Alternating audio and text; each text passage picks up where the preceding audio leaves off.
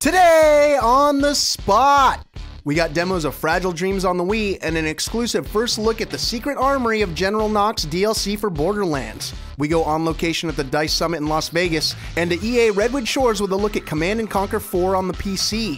Then we close things out with what's new this week on PlayStation Network. Today on the spot.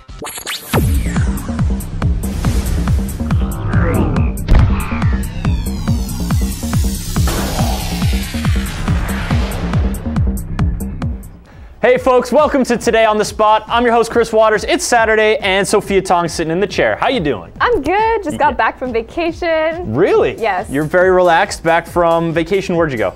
Went on a cruise down the Mexican Riviera. So the Mexican Riviera? Yes. You didn't go up north to your homeland to celebrate, the spirit of international competition? No, not really. I did go ice skating on a ship, though.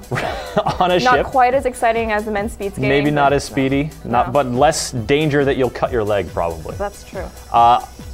This happened earlier this week, but as a Canadian, are you just filled with pride and so relieved that your nation finally managed to win a gold on their home soil? I'm kind of surprised they didn't win earlier. Really? I guess I don't really keep track, but I'm really disappointed. I mean, they're Come on, Canada, picking up the pace. Well, fortunately they are, so thank you, Canada, for quelling Sophia's rage and indignation. Folks, we got a whole slate of stuff for you today, demos, we got trivia, and of course the news. We're starting off with today's latest headlines over at the news desk.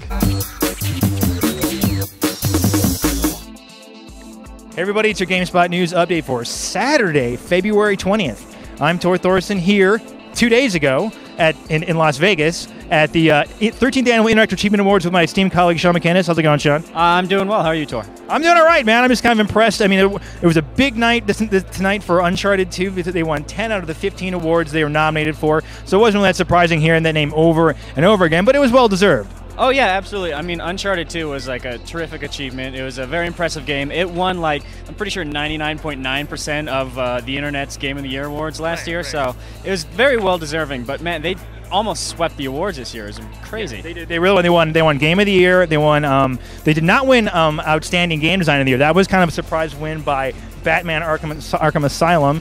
That won 3 awards, including Best Role and I think it was Best Achievement in Gameplay. So good job by Rocksteady Studios there. Call of Duty Modern Warfare 2 won two categories: Best Action Game and Best Online Play, which I guess everyone's playing the Call of Duty Online, so I guess that makes sense. Exactly. Yeah. I mean, it was surprising though. I expected Call of Duty Modern Warfare 2 to win, I guess, a few more awards. They cleaned up really big in 2007, so I think it's also it's made more money than God. So I think it's consolation enough. Giant piles of coin. Also a big surprise one here was Scribblenauts. Took home three awards, including Portable Game of the Year and Portable Game Design of the Year.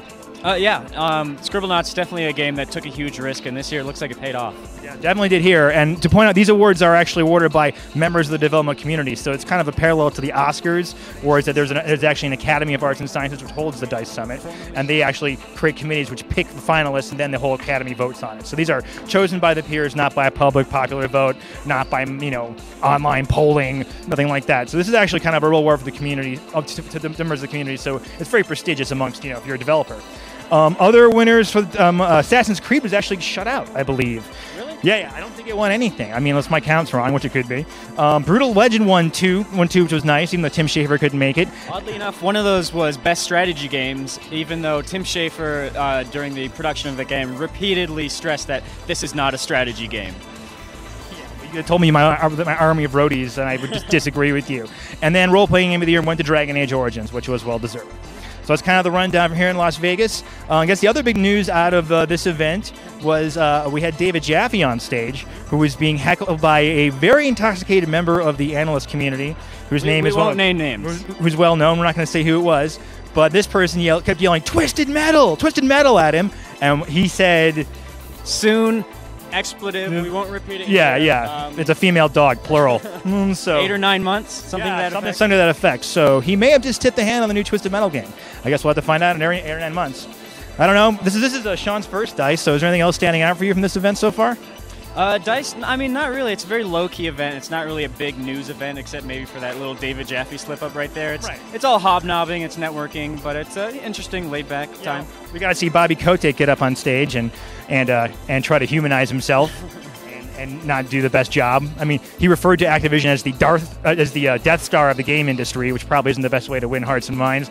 I mean, he made some self-deprecating jokes. I'm sure he didn't hurt his cause at all. He at least helped it a little bit. Right.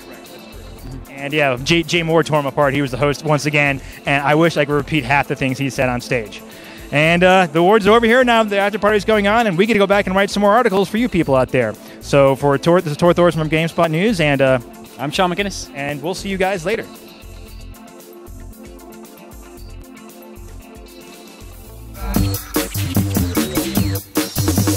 All right, that's it for news. Now it's on to the first of our 2 daily demos. I am not going to try to talk about the game because I have Sophia here who knows all about it. What's up? Fragile Dreams. Fragile Dreams. I know you and I don't really like scary movies. That's very true. Or scary games. Or scary games. They get in my head and then I don't sleep a little good. Creepy. And yeah. Because I really wanted to play Silent Hill. You carry around a flashlight. There's not a lot of fighting. Some cool psychological stuff there too. But well, Fragile Dreams is kind of like that because you do walk around, explore the world with a flashlight and a bamboo stick. That's a good combo. So it's kind of creepy, but not like zombies coming at you creepy, but there's that exploration element. And it's really pretty. It's made by the creators of Eternal Sonata. So lovely. Are you excited? I'm excited. All right, so let's check out Fragile Dreams on the Nintendo Wii from Xseed. Hey everyone, Brian Eckberg here with your daily demo. We're checking out Fragile Dreams and we're welcoming Xseed's own Jimmy Soga here. How are you? Welcome to the show. Thanks for having me. It's my pleasure. It's our pleasure. You're showing us Fragile Dreams for the Nintendo Wii. Let's start high level. What's this game all about?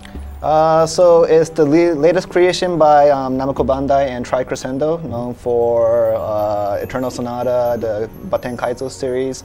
And it focused on a boy named Seto, who might be the last known survivor on this planet. It's a post-apocalyptic world, and you have a flashlight in your hand and a weapon in your on your other hand, and you're trying to figure out what happened to this world.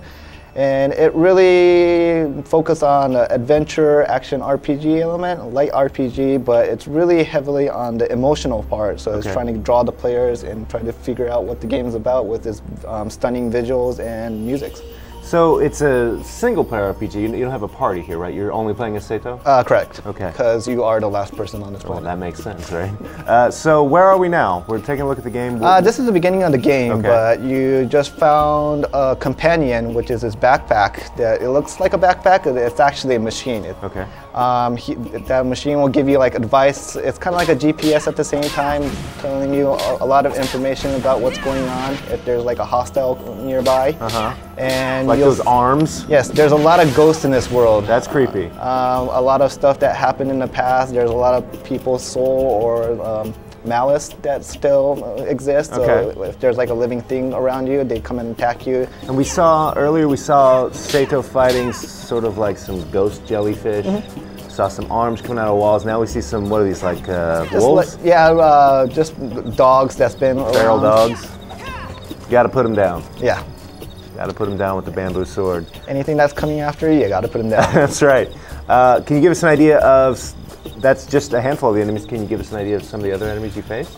There's a lot of different types of, there's a creepy little kid-looking monster that doesn't have an upper body. He'll be laughing at you and he'll disappear. I hate those. One other thing is they use a lot of the sound effects really well in this game using the Wii remote. So a lot of times you'll hear a dramatic change in the pace of the music, as well as if you put your Wii remote up from the Wii remote, you'll be able to hear advice from the backpack.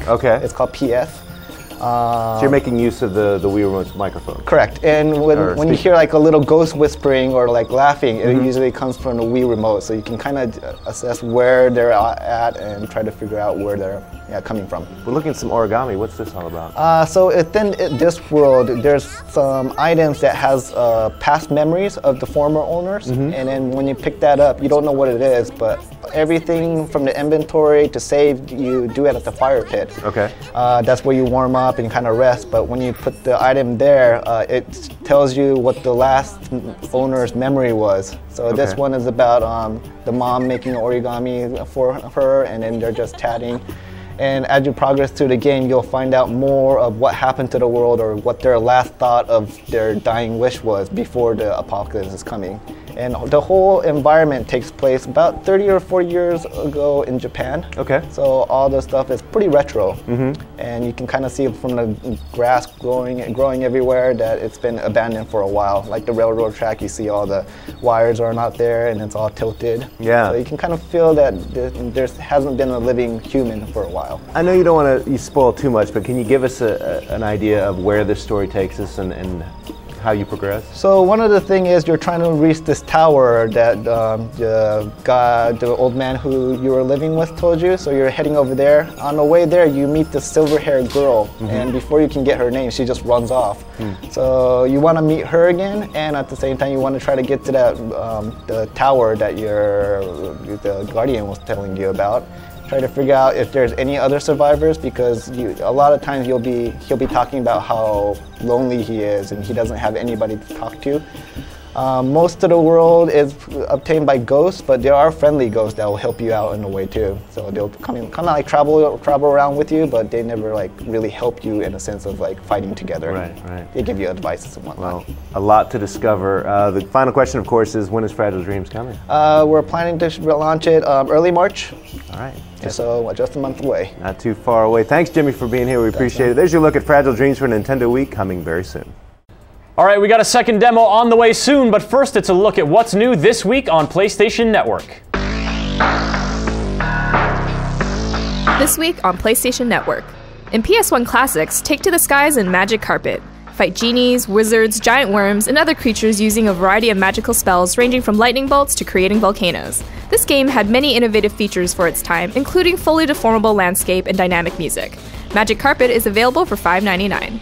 If you prefer armor to magic, then check out Mass Destruction. This game puts you in one of 3 battle tanks and will have you relentlessly destroying everything in your path to take down cruel, despotic regimes.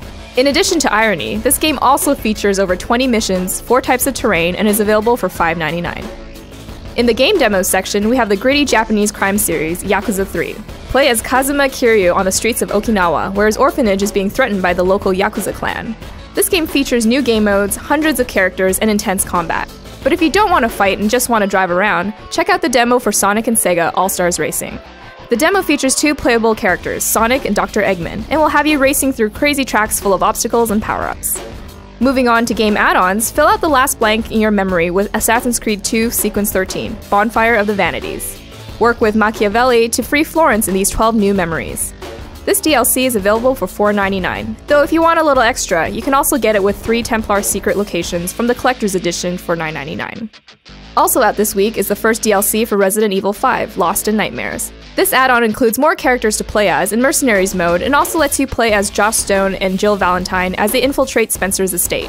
Rounding out the add-on section is a variety of songs for Rock Band, including Otis Redding's Sitting on the Dock of the Bay, Brian Setzer's Stray Cat Strut, and the Chemical Brothers' Let Forever Be. In the game videos section, there's a collection of mag how-to videos covering different classes and strategies.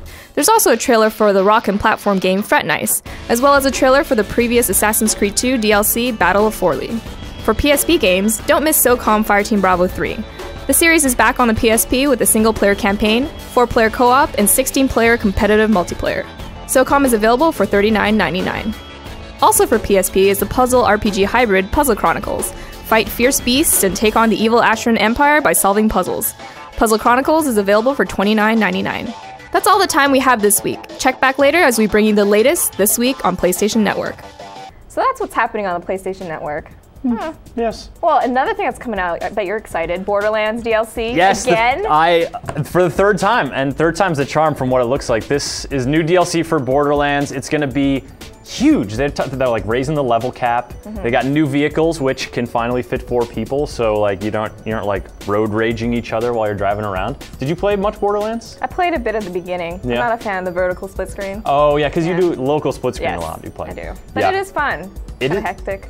Well, for those of you looking forward to the Borderlands DLC like myself, Ricardo Torres has got the interview with Gearbox Software and the demo right now.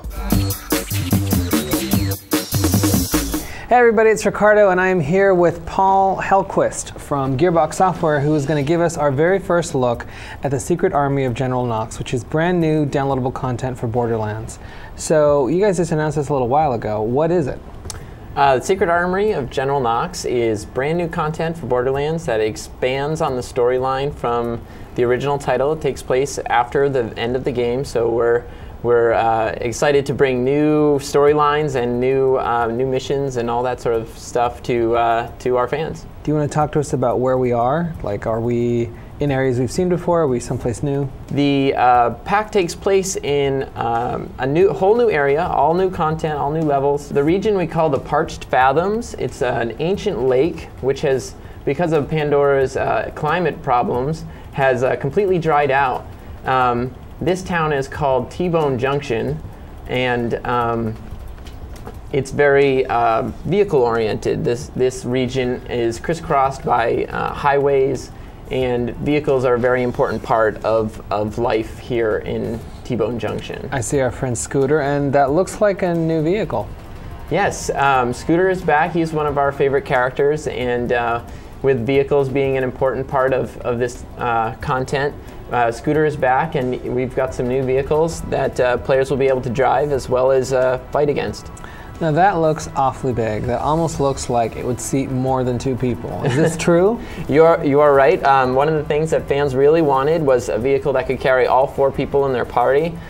So there are 4 different seats: driver, gunner. There's a mine layer that can spread the field with mines to get the enemy vehicles, and there's also what we call the blast seat, which is to keep enemies away from the vehicle. When they get near, you can fire this off and it'll do a big explosion around the vehicle and damage anyone nearby. All right, now you mentioned Crimson Lance, who we kind of know from the main game in Borderlands. So what story-wise, you mentioned this takes place after the vault's been kind of dealt with. Sorry, spoilers. But what's going on? What's happening right now? Well, when you open the vault, some of that alien technology that was there has started to spread out into Pandora's technology base. And the Atlas Corporation has been keeping Pandora sort of in their domain to keep that technology in their purview. And you basically came in as the Vault Hunters and destroyed their entire presence on Pandora, and they're really upset about that. So this is about Atlas and the Crimson Lance coming back to Pandora, and they're really here to subjugate the planet and, above all, kill the Vault Hunters who destroyed all their hard work in the past. Which would be you. Yes, which is you. All right, now, we're having a look around through the city, but this new area is just one bullet on a pretty extensive list of new stuff that's being added. So do you want to talk to us about all the new stuff? Because it looks like we've got some new enemies here. Yeah, we got some new enemies here. These are the Lance Assassins, who their job is to take you out, as the Lance has put a hit out on you essentially, and these are their super elite who are after you. We've got lots of new regions. We've got 5, 6 new regions. Everything from highway sections that are all about driving to very classic Borderlands open world, some driving, some walking, all kinds of interesting new enemies. Now, the list goes on and on. More importantly, on that list, there's all this talk about level cap increase and whatnot. So talk to us about how much higher we're going to be able to go. We're upping the level cap by 11, where we wanted to turn it up to 11, so to speak. So the level cap has been increased to 61, and you'll get skill points for all of those new levels, and you'll be able to explore your characters in even greater depth. All right, thank you, Paul. And I guess the last big question is, when are we going to be able to play this at home, and how much? Real soon, as soon as we can, and it will cost $10 like standard DLC. All right, Paul, well, thank you very much for that first look. Well, there you go, folks. That is your first look pretty much anywhere at the Secret Armory of General Knox for Borderlands. It is coming out really soon for PS3, Xbox 360, and PC. So check back on the site for more real soon. So that was your look at Borderlands and new downloadable content. And so I got left in the office while the previews team went out to Vegas to check out DICE. So let's see what they're up to.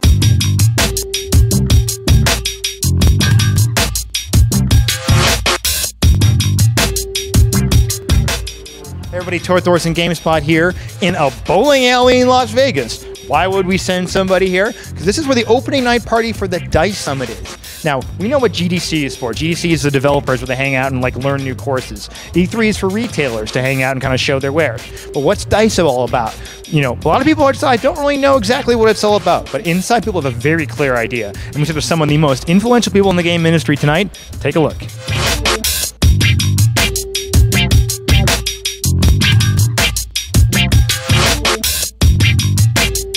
Where executives meet. Yeah, it's like, yes. So you're an executive. Kinda. But not in my title, but in the creative part of it. In your ego. In my surely in my ego. Surely. Everyone that I like to meet with comes to this show, makes it real easy, all in one hotel. I think the best and the brightest meet here once a year and exchange ideas about the industry and what the future of the industry is going to be. And you wouldn't believe how much business happens when you run into people, because you can only book so many appointments in your day, but it's the other 25 meetings that happen spontaneously is where oftentimes the magic happens. We talk about the industry more than only games, and it's neat for that. I come here also to meet people, to meet like friends, like real people that you don't have time to see for at E3, for example. We have a lot of fun doing our business meetings, and then in the evening hours, you know, we sit around the blackjack table, and it's really great to let your hair down and to play blackjack and really get to know people on a different level. We started it years ago, and this is going to be our 9th Interactive Achievement Awards as well on Thursday night. So lots going on.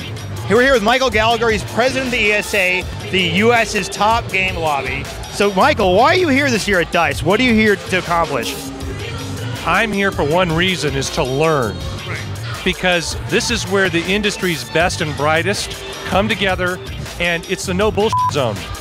It is absolute straight talk and a high degree of candor. I come out of here a lot smarter and better able to do my job. Bright people, big ideas, in a very small, quiet setting, other than the bowling alley. And the announcing and the drinking. There's a little drinking. A little drinking, well. It is Las Vegas and we're all dehydrated. I'm feeling very parched myself right now. My water level's down. We should go get something to drink. All right, we'll be right back. See you guys later.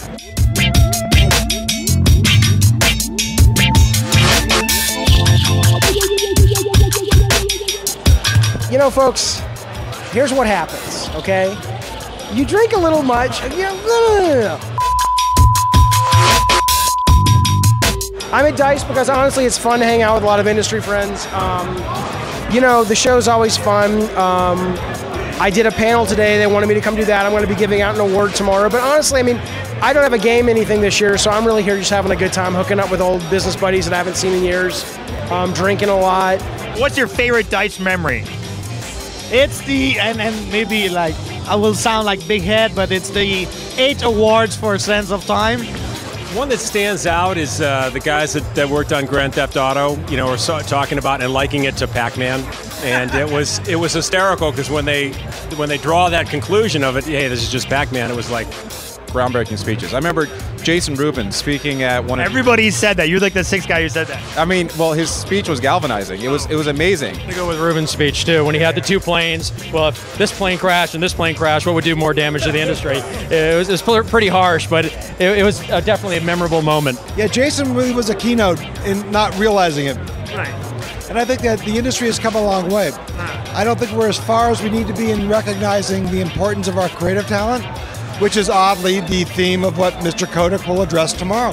You know what, though? The best DICE was the first DICE because that was when I was here with the lead programmer of God of War, the art director at the time of what would ultimately be God of War, and we all just kind of sat around and got inspired by all the people at DICE that were talking. There was Lorne Lanning, there were the guys who worked on Eco, did a little bit of a thing, I think, and we just all kind of like looked at what they had done and said, you know, we want to be in that group of game players and game makers who had created these great games, and so that's what I remember the most probably. All right, well, there you have it. We talked to some of the most important people behind this really, really influential event. It's a real kind of an insider, kind of Illuminati event, but it's also a real place where people can kind of kick back. It's a place where some of the most talented and most successful members of the game industry can, you know, literally relax, have a beer, and go bowling. So, you know, and sit down and hash out a few deals at the same time. So for that, it's Tor Thorson, GameSpot News. Back to you at the studio.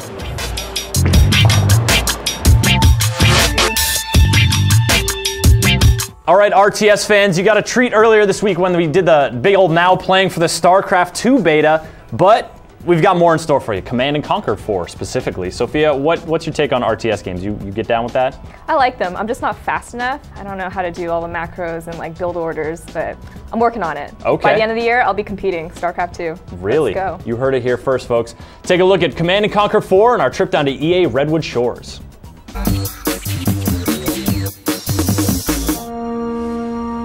I have a proposition.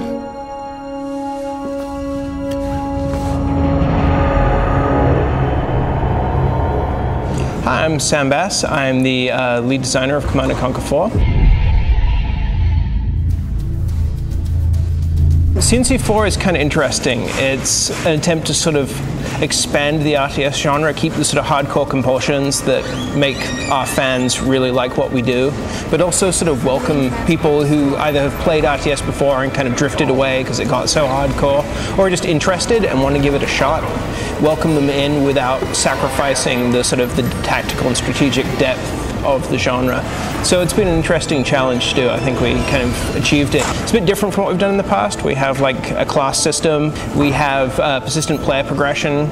You earn experience that's global and earn new units, new structures, new powers. It broadens your experience a bit. Commander, you'll have to get an engineer into the communication structure next to the node. We should be able to hack in from there. CNC 3 ended in 2047 with Kane supposedly dead, as he always is, and that ended with basically GDI essentially victorious. Only there was this explosion at Temple Prime, the sort of the key node base, this liquid Tiberium explosion that led to the summoning of the Scrin. And one unfortunate side effect of that explosion was that it caused Tiberium to mutate and grow much more rapidly, which essentially by 2062, which is the sort of where the prologue for CNC 4 takes place, Earth is screwed. Tiberiums run wild. However, Kane mysteriously reappears, as he has a habit of doing, with the Tacitus, which is this sort of lexicon of alien knowledge that he captured from GDI in Kane's Wrath expansion pack, and says, look, I can help. I have a solution here. And so basically with no option but to ally with Kane or face extinction, GDI agrees to work with him. However, you know, as things start to get better, people start to ask questions. You know, what does Kane want? Why did he help us? Because, you know, he's Kane. He seems to not die. Why would he want to save the lives of humanity when he's been trying to spread Tiberium all this time? And so what CNC 4 really deals with is Kane's true motivations, what his goals are. We've basically very much changed the economy of the game. You no longer use harvesters to harvest Tiberium. There is Tiberium in the game. There's this sort of processed Tiberium created by the Tiberium Control Network that you collect and you use to upgrade your forces. But in terms of harvesting, there is not harvesting anymore. The idea is basically to let people get into the game quicker. But we wanted to make it so it wasn't about build order as much as tactical and strategic opportunities. It's like there is no one way to win CNC 4. Monitoring ecosystems. Giving them hell, sir. Back them around a bit. Enemy unit sighted. Go down already! Command & Conquer 4, Tiberian Twilight, is coming to the PC on March 16th. He's going to pay for it all. And it's trivia time, folks. Today we're giving away the splendid magic of the Penny Arcade. I don't know if you can see that because of the glare. Let's see. It's a very shiny cover. There's a unicorn on the cover. There's a unicorn. Sophia will describe it to you. It's pink. There you go. That's all you need to know. Folks, this is not just like sort of a compilation of their comics. I mean, those are in there, but it's also articles written by the guys and like Q&A. They answered a bunch of reader questions, including some references to Rule 34. If it exists, there is porn of it. So, you know what to expect from this thing. It's big, it's beefy, and if you want it, Sophia's got the question. So the question we have, if you like this unicorn-covered book, is what is the animal that sits next to Gabe in the Bench comics? Now, if you have the answer, you can submit it in the green trivia module or email us on onthespot@gamespot.com. All right, folks, that's about it for us today. Remember, if you like that stuff you saw from DICE earlier in the show, we've got a whole bunch of DICE coverage logged on the site, as well as that full now playing for the StarCraft 2 beta. And next week, Nintendo is holding a summit to showcase all the games for the coming year, so be sure to check that out. We'll have coverage on the site by Wednesday. You're going to see some Yoshi? I hope so. Yeah, I want to see some Yoshi. Let's see some Yoshi. Folks, for everyone here at the GameSpot studios, I'm Chris Waters. I'm Sophia Tong. Y'all have a great weekend. You going to watch the Olympics? I am. All right, that's your dose of news. Now it's on to the first of our 2 daily demos. Do we have 2 daily demos today? Yes. Yeah. There you have it. That is your first look anywhere at the secret army of General... crap. All right, sir. Well, thank you very much, Paul. That now I can't do some simple things, which is sad. It's on such a good roll. Up next this week on PlayStation Network. I didn't have anything. Let me try that again.